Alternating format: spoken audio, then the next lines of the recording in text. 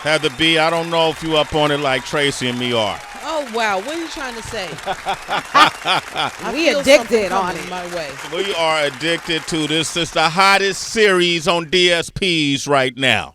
All facts. I say that. All facts. The hottest series on DSPs right now. I'm mad that the first season is over. I don't know what's happening next. I'm pissed off. And I got friends who know Sterling K. Brown, who's an EP and starring in this series. Give him a big round of applause. He's also a citizen of Sway in the morning. That's on our the show. family, That's yo. our family. Yes. Sterling looked like he's been in the gym every day, every night. Wow. In this series. You know, we Sterling started out with got the a first. attach on muscles. Go He's ahead. a Heather. beautiful person. We Yeah. actually started out with the first agent. We had the same agent for a long time before he Oh, moved wow. here to Los Angeles. Yeah, and so every time his name would come up, I was just like, he started here, Yeah. you know, and it's just beautiful to see how God has blessed him, and beautiful to just see his spirit just remain so humble and so gracious and all of it. So he's a good one, man. Proud to call him a citizen. Yeah, of yeah, Sway he's a in the citizen morning. of Sway in the Yeah. morning, and so I dug deep at the B because Okay. there's another person that plays an outstanding character by the name of Nicole Robinson, who has multi-layers to her, and I had to find out, well, who is this person behind the character? Yeah. You know what I mean? And I've seen her face before. Was it Criminal Minds? Was Come on. it NCS? Has she worked with Sterling before, Tracy G? Right. I Yep. believe so. Yes, she has. With This Is Us, Shameless. I was a big fan of Shameless. Yeah, y'all were. Yep. My daughter's Yep. friend, father was the star of Shameless. You know what I mean? They went to school together, so the kid used to come to my house, and I would ask about Shameless. Supergirl. She's done a variety of characters that I think is outstanding for her because you can't pigeonhole her at all, and she's continuously showing her range in the character Nicole Robinson. I want to welcome her to the show for the first time, Atlanta's very own. Give it up for Krys Marshall. Chris! Wait. The last time I was introduced with that kind of fanfare was my wedding day. Wow. That was your what? That was Move my- up, I mean, move no- up a little closer, Chris, so we can Nobody's hear ever you. been that good to me in an introduction. I mean, I need Sway to follow me everywhere Everywhere. I go. I Yeah. got you. You know, you could take a copy of this and just play it back to I yourself. need it. I'm walking into Trader Joe's and boom, There hit you go, play. man. People put some respect on my They name. got to put some respect on your name. Come on, you earned it. Thank Wow. you. You are tremendous. You are this series. You know, it's hard to get captivated sometimes. Yeah. Since COVID was the age of the DSP series, right? Mm-hmm. That's when we all start binge watching. Binge watching became a big thing during the COVID era, and lately there's two shows that I've binge watched: Fallout, right? Round of applause to them. They do big. They got big. And my latest is Paradise. And I think Paradise is telling, and for so many reasons, especially with the condition, the global climate we're experiencing right now. And for those who don't know what Paradise is, can you break down the plot, the concept of Paradise? I will do my best. I mean, our story begins with discovering that the president has been murdered, and Sterling K. Brown, your boy, my boy, is one of the Secret Service agents whose job is to protect him, and he's done a terrible job because he's dead. So we spend the series sort of figuring out who done it, and at the end of the first episode, we discover there's a big plot twist. Yeah. Big twist. I will save that for the audience who has not heard it yet and not seen the show yet. But our show, it's a political thriller. It's a complicated family story. There's some sexy aspects. It's sci-fi.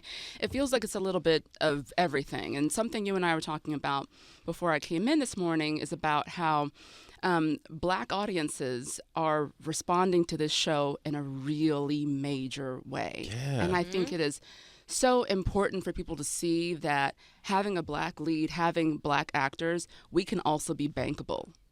We Yes. can be Let's go. Bankable. cross-pollinating. It's not just one story that we're going to tell for one kind of audience, but everybody can enjoy us, and the networks can make money off of it, Yes. which is great. It's a great What you want. storyline. Yeah, what you want. You do awesome in it, and as does Sterling K. Brown. The other thing, too, is, you know, you guys have created all of this fanfare because of the show and because of the aspect of being Black in it. And this is kind of a futuristic setting happening now, right? The idea that paradise is this artificial city that was dug out of a mountain, right? And I want to say Colorado, right? Colorado, and tens of thousands of people actually live there. And there's certain aspects of it. People are wondering because you look great in it, you know, and the young lady who played the Sterling's daughter, right? You guys look great in it, and your hair is always up, you know, always done up, and they show little things like bonnets and the whole nine. And so the question is, how is their hair always up? This has been some fanfare, right? But Paradise caters to that. I don't know if you guys saw, but on TikTok, one of our writers, Nadra, is a young black woman, and she pointed out how on the set you will see that we have a black hair salon and black barbershop in the deep sides of the set that they built it. A braid shop. It's a half braid shop, half barbershop. So it's important because you want to represent the reality of what we look like in the future. You know, so often you see futuristic stories, whether it's Star Trek or Star Wars or whatever, and there's sometimes an absence of black stories, like as if we don't exist in the future or we don't exist in sci-fi worlds. And it's like, yeah, we exist in sci-fi worlds, and we also get silk press. And we also get individual braids. Like we're still doing what we're doing today, tomorrow. That's right. Let's go. And it's thoughtful. It's thoughtful to remind the audience, like, these are real people. We're building out a full, wide world, even though it's a fictional story. But who is it fictional? Is it telling? Are there bunkers and being built, Heather B, you tell me. Do you feel like there is, for the billionaires in the world, that there is some escape route that they know about that we don't know about? Absolutely. Even if you just a non-billionaire, but you know stuff that people, absolutely believe it. You could almost feel it. If you're tapped in, you feel like there's definitely something going on above, beyond, and on surface. I would imagine, because it's like, no matter how much money you have, you still only have one life to live. Yep. You know? So you see these billionaires doing this, like, genetic coding, trying to get younger with, you know, whatever it is, stem cells and IV treatments and all that. And I'm thinking, like, you can't take it with you. There's gotta be an option. Maybe it's not in the bunker in Colorado, but I feel like they're doing something. What do you think, Sway? Absolutely. I mean, I've seen all of these shows, man, that, you know, like when you look at, let's take it back to Star Trek, and they had the Federation, right? And this was before the United Nations was created. And so the United Nations, in my opinion, was based on the concept of having the Federation on Star Trek. Well, people from different galaxies represented that galaxy, came together. People in different continents and countries represent each other in the United Nations. So the idea, you see shows like Silo, you see shows like Fallout, you know, now you see Paradise, which is huge, and it's all speaking to these subworlds that are being created in case there's some apocalyptic event that takes place. Yeah, I don't think it's far-fetched at all. I don't think so either. And, you know, in our story, we have a cataclysmic ecological event. There's a big tsunami. This is sort of a giveaway, but not really. You should still watch the show if you haven't seen it yet. Yeah. So, you know, in doing the show and working on the show, you're reading about this sort of global climate change event and feeling like, okay, this is a TV show, though. We're working on this. And then nearly a year later, in real life here in Los Angeles, and you're here in LA, so you know, we had this once-in-a-lifetime fire that nearly devastated all of Los Angeles. Yeah. And so that is a direct event from mankind's effect on Earth and the ways in which we disrespect our planet. So for me, it went from art imitating life imitating art in a very disruptive way. You know, we live in Topanga, so we were evacuated for a couple of weeks. Wow. And just seeing how you know, stories like ours, which is a fictional story, can inform us and ideally inspire us to do things differently. Yeah, I love this, man. Hey, Krys Marshall, man. You spell your name different, too. Who came up with that? What is it, K-R-Y-S? It's short for Crystal. Okay. Oh, okay. That was your Hollywood Crystal thing. I see what you did right there. You would move from Atlanta to Hollywood. Okay. It's Krys with it. Okay. With the French. I wanted to kind of jump from, I guess, fiction to nonfiction. You know, your real life. I was pleasantly surprised. I smiled when I saw University University of North Carolina because for so much at least me being a sports fan, I associate it as a sports school, basketball, go Tar Heels, all the way. What made you choose the University of North Carolina for your education? So the same way that the UC school system has numerous campuses all over, Santa Barbara and LA, and exactly the same thing with North Carolina. So there are some campuses, of course, that are familiar with, their sports programs. Chapel Hill, Exactly. But then the one that I went to is a smaller campus that's an art school. Wow. So the focus there is anything from dance to music to drama. Jada Pinkett Smith went there for the high school program. I didn't know that. Wow. So yeah, I mean, it's an excellent program. It's a small program. It's in the South, of course. But for me, going to school, I knew that I wanted to focus on the arts specifically.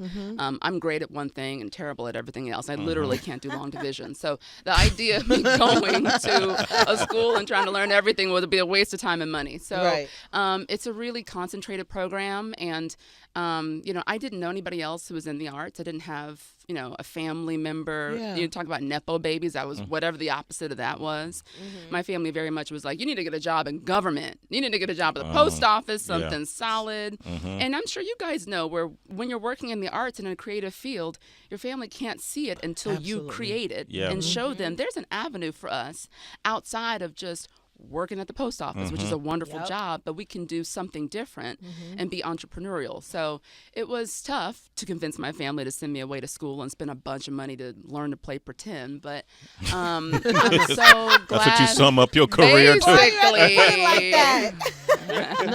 I'm a mime. Learn to play. I'm a mime for a living.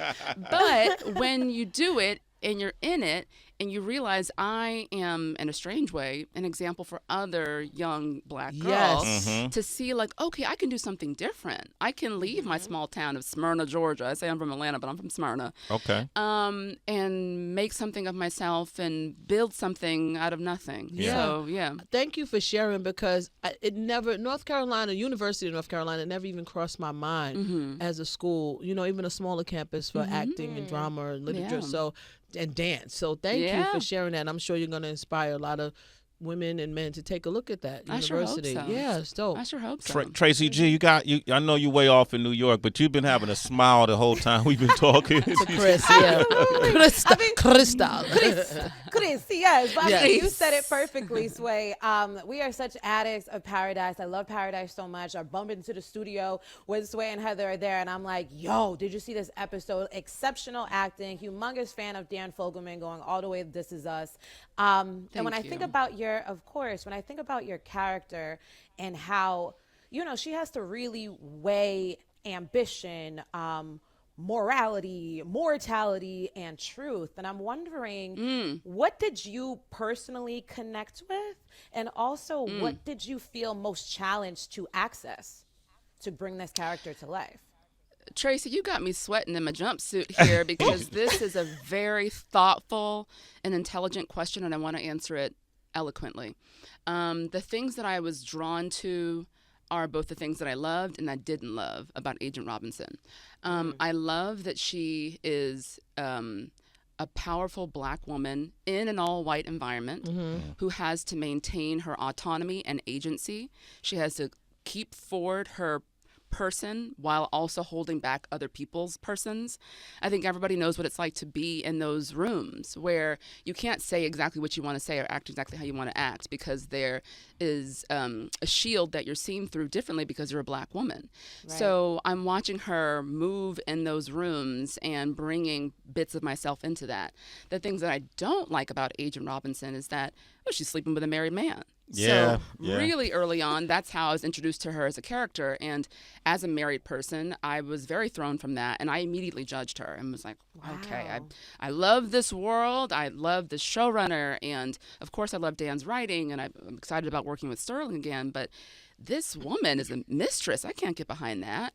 And then it was my work to divorce myself from the judgment of who she is and just play the truth of her.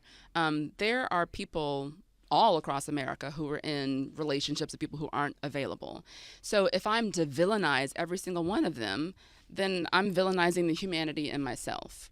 I'm not without fault. So going to play her and tapping into what is her truth, where is her morality, and not just seeing the immorality of this is a mistress. So for me, I just dove into like, what's it like to be in love? What's it like to want connection and kinship? What's it like to feel alone and isolated? I know what all those things are like. So I held on to the bits of her that feel close to me, and I allowed myself to forgive and not judge the parts of her that didn't feel like they were me. Yeah. You do it really well. Yeah, because then that would you. be another waste of money. You can't play pretend then. They send you to Exactly. school, yeah, so you did a good job. They don't give refunds on degrees, on degrees. oddly enough. So you Unlike Nordstrom and Costco, you can't bring that back. Can't bring it back. Bring that back. Tracy, do you want to follow that? Or Yeah, no, absolutely. I have so many different questions because now when we start going into thinking about the future and technology and the preservation of like our subconscious, right? Opportunities that may be afforded to us, obviously easier if you have more money. But for you, Krys, if there was the opportunity to extend your life beyond, God's intentional plan to whatever length of time, would you take it? Would you want to be in the year 5025? So we're talking like cryo chamber kind of thing? Yeah. cryo chamber. Yeah. Right, facts, yep. And you Freeze wake up yourself. in a couple of thousand years. You know what, Tracy? Before my baby is a little over a year and a half, and before having a baby, I felt like, no, I'm happy with whatever life expectancy there is, 70 years. And then after having him, I realized like, wow, life is really short. Yeah. Like every day that I waited to have a baby was one less day I got with him, which is sort of a morbid thought, but it's the truth. I won't be able to see him be an old man. At some point I'll be gone. So, if I had the technology to stay a little longer, I want to do it. You want to do it? Yeah. Okay. What about you, Sway? You want to be a floating head in a bucket? Yo, Krys, you're hilarious. You know what I like? gotta come co-host with you us gotta one come day. host the show. Yeah, you're hilarious. Yeah, I wouldn't mind being a. Nah, I think I'm done when I'm done. I feel like I'm coming back anyway. Ooh. Yeah. Oh yeah, reincarnation. I'm done with this iteration. When I'm Really? done with this iteration. Are there moments that you feel like, ooh, this feels familiar, like I a feel life like from I'll before? come back. Yeah. So you think this is not your first rodeo? Nah. I can see that. Either. Nah, I don't think so. I can see that. Yeah, I've been told that too by some of my elders in my family. No, Sway has the energy like he was born old. You know what I mean? Like he was like a grown man, baby. Yeah. Yeah. Because you grew up watching me, I know. Yeah. Right? Yeah, No, right. honey, I don't mean your age. I mean your energy. You have a Yes. sensibility like you were a pharaoh or something, not just some regular degular back in the day. Like somebody who really had. Absolutely. I like that, Pharaoh. Yeah, I feel that. I feel that too, to be quite honest with you. Yeah. I feel that. Thank you. Yeah, Thank Krys you. is tapped in. Thank you. I'll be remiss if I. Well, hold on, man. We're gonna take a call from Lion. He's in the ATL. Got to. Lion, how you doing, Lion? Lion. No, it's Ryan, man. But Ryan, my bad. Ryan the Lion. All right. it's all Get out. good. It's Friday. I just had a quick question about the for sure. I had a quick question about the barbershops and salons that you said were on set, and I was wondering how do you go about trying to get on one of those sets, I guess. You mean how does an actor get to play on the show? Yeah, those. No, The barber side. You just want to be a barber on the set? Yeah, like I'm a barber for like over 20 years, and I was just wondering how Trying to get a job, people bro. get on. I see what you're saying. Fact. Well, Sterling has a tight team of people he's been working with for a really long time who make sure that he's looking right every day. So he's got his people. He got his people, man. Yeah. But hey, you had to take your shot. Working with Sterling, what are the joys? Too many to name, and we'd be here all day. I mean, he is both so takes the work very seriously, but doesn't take himself very seriously, which is lovely. Oftentimes when you have somebody who's the number one on the call sheet, they dictate the energy on set. Well, Heather, what you talking about? I see you pointing I that want you Sway. to finish your point. Okay. Because then I'll share something with Sway and I had a conversation about yesterday. Hold that thought. Okay. So he is bringing an energy of ease and collaboration every single step of the way. So whether you are, number 57 on the call sheet or you're a background actor who doesn't have a single line, he is making little touches throughout the day, walking up to people saying, "How you doing, brother?" Dapping folks up. So that creates an energy of like we're all in this together. We all feel empowered. Our voices matter. And then that relates to actually better work that you put in the can, as they say in the business, that you actually put in film. So I am both playing opposite him as his colleague and his equal, but I'm also like a kid sister where I'm just like soaking it in and making mental note for myself that when I'm in a position to be number one, when I'm in a position to be executive producer, that I want to move and operate the way that he does. I love that answer. Big round of applause. That's good. Is that you're saying that about Sway? Because I can see you. Sway and I had and Krys, you are so tapped in, man. God bless you. Sway and I had this very conversation yesterday, last night, in fact.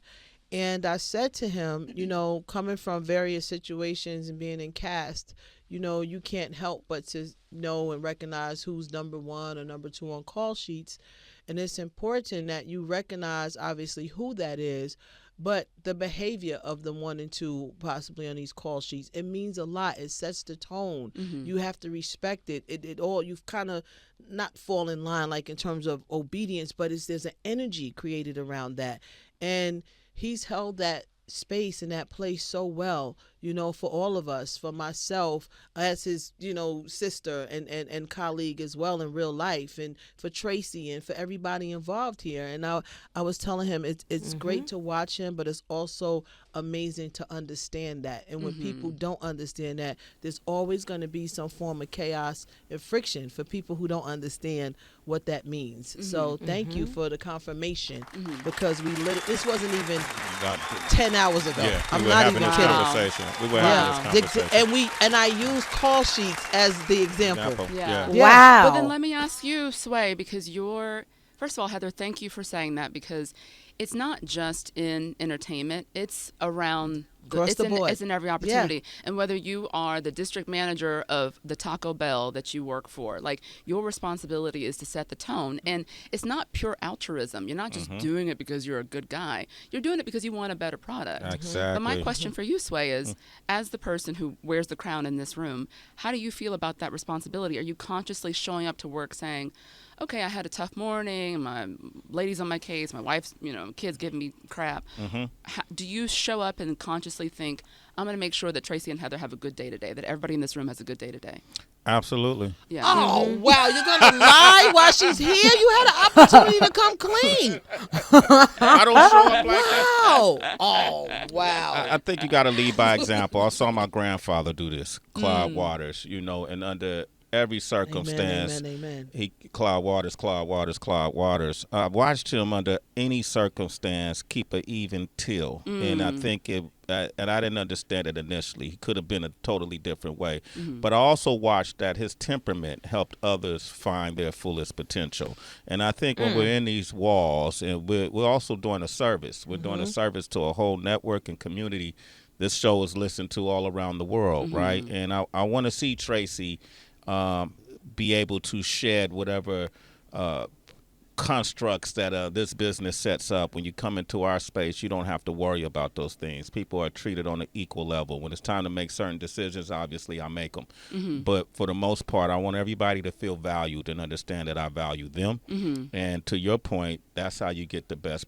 In my experience, I've seen the best productivity come out of that temperament, to come out of that approach. And then secondly, that's what's in my heart. Exactly. You know what I mean? That's really what's in my heart to do. I came into the game as an artist who got told a lot of no's in mean ways. And I always promise myself, and I'll talk to God about it, that if I'm ever in a position of power, I want to do it. I want to do it differently. I want people to feel great when they come into this space, and it's going to encourage them to be the best people that they can be. Yeah. Sterling, by doing that, everybody has the same value. Yeah. I walk around these buildings and people who never are spoken to, I'm giving them high fives. You got I'm to. thank you. I'm doing all that. To me, we're all human beings. We all have the same value. So those are the things I take. And I've done this for decades, Krys. You know, been in these positions. I've done it for decades. I like to share. I feel like I've been rewarded, truly blessed, right? And I want to share that with I want everybody to feel it, to know what it feels like. You know, PB right here. You know, this dude behind the visuals. I want to know he's valued like he was Spike Lee. Yeah. When he's standing behind it. You feel like that? You feel like Spike? Okay, see, it worked. It worked. Well, James Madden. Salute to James Madden, right? Plays the president in this. There's one line I got to ask you about. Yeah. Can you unpack? Call me when you're sober. Woo, woo. There are women across this country, women across the world, who know exactly what I'm talking about. This is something you said to him after he professed his love for you, all of these different things. Call me when you're sober. Because it's easy to say the thing you want a woman to hear when you're in bed, when you've had a few whiskeys, that sort of thing. But it takes a lot of strength to stand up to somebody and say, I deserve better. Call me when you're sober. And whether that is a person who's been drinking or doing drugs or has another woman or whatever, but these are the parts about Agent Robinson that I really love, is her strength in the midst of chaos. Playing with James Marsden is just so fun. He, of course, is just really handsome, which makes it easy to fall in love with him. But, you know, we had some intimate scenes together, as you guys remember in episode 3. We have some, you know, booby touching and things like that. And we have some scenes where we're topless and all that. And when we started the show, I was 6 months out of having a baby. Wow. So my body, even though it looked like its old self, it didn't feel like its old self. You know, my breasts felt like they belonged to this little person. So the idea of being touched and then touched by a relative stranger was like brand new information to me. And I was very apprehensive. And thankfully, our showrunners are so cool, and they're like, we can get you a body double, whatever you want to do, we want you to be comfortable. So I said, no, I really want to play this. I want to play the reality of this, but I'd love to do some rehearsals. So James and I got together with our writer and our episode director, and we just sort of danced it out. We moved together. We rehearsed together. I put a clip of it up on my Instagram of us just working through the mechanics of what moves felt right. And, you know, I think back to the days, I mean, I'm sure you guys have covered it a bunch, you know, on the show, of the sort of Me Too era and the Diddy parties and the horrible things that you hear women in our industry, people in our industry, have gone through. And so for me, even though I can stand on my own 2 feet, Marsden is a big fat star. You know, Cyclops, I am not a big fat star. So I was nervous about what this exchange would be like. And he made it so clear every step of the way. This is up to Krys. Whatever Krys wants to do, I'm cool with doing. If Krys likes that, I'm down with it. And so it made me feel so empowered to be able to play with him in that way, and I'm really grateful for it. And I'm hopeful that other actors, other female actors who put themselves in these positions to be in shows, can step forward and say, I want an intimacy coordinator. I'd love to do a rehearsal so that I can feel good in my body and feel good with my scene partner so we can play and be safe. Yeah, I love that answer. Me Thank too. you for And really sharing. quickly, Krys, before you go, listening to you, how did your partner, your husband, you feel about that? Did he feel better because you had an intimacy partner? Yeah. You know, both James and I have long-term partners, so it wasn't like, you know, there was real stuff going on there. But I can just speak for my partner. He was very happy for me. You know, we've been together for many years, and he is so excited to see my rise and has been the backbone and the go-go juice when I didn't have it, the times that I came close on jobs and didn't get them, and, you know, sat with me and held me while I cried. So for him, this is all a part of a big win, and he was just so happy for me. That's dope. Salute to him. And James Marsden. I said it incorrectly. I just wanted to make sure you post that, you know, do your thing, do your trick. Listen. We'll fix it in post. Okay. Oh, wait, this is live. Yeah, Never this mind. is live. Okay. Krys, you are outstanding. For real. Yes. Congratulations to you. Yes. You got you one. You got you one. You've been on you've done a lot of great work, but I'm happy to see you on this, and I'm not even going to ask you what's going to happen next. But I want to thank you for coming here and being quite a joy. Anything you like to say in closing? I just want to express my gratitude. I Yes. mean, this is cool. Like you said, I grew up watching you as well, Heather. Oh, wow. Thank you. Are you kidding me? Real world. First of all, when I was a kid, we weren't allowed to watch it because it was like too sexy. You know? and too violent because Heather was fighting people. It was 92, Sway. just I saying, wasn't I'm sure. just like It was she couldn't watch Krys, it. could you hear my argument really quickly? It was 1992. It was First the of all, first of its kind. the bitch set me up. That's all I got to say. The bitch set me up because they love to make us look a certain type of way. And even as a kid, I was like, this is a scam. There's footage we're not seeing. Right. 6-year-old me was like, this is BS. You knew it then. Let me see the dailies. Yo, But yeah. yes, this Thank you. I feel like I'm sitting in the seat of you don't have the answer, Sway. You know, like iconic pop culture moments. So when I was invited here, I'm like, what do you mean they want to hang out with me? This is insane. So Absolutely. I'm just so jazzed to be here. I'm so honored to take time up in this seat. You guys are legends. I know you already know that, but wow. you need to be reminded of that. Thank the people you. sitting in this seat, who cares about them? Like this Wow. is cool. That's awesome. That's See, it. Heather? It's a good thing you was fighting on That's Real it. World. Okay, good. Krys dropped the Headphone mic. She's drop. out of there. She out of there. Bye. Give it up for Krys Marshall, y'all. Y'all Come on. rock with her. She one of Okay, us. Sexual chocolate. Sexual chocolate, all right? Make sure you watch Paradise on Hulu. Watch it again if you already watched it.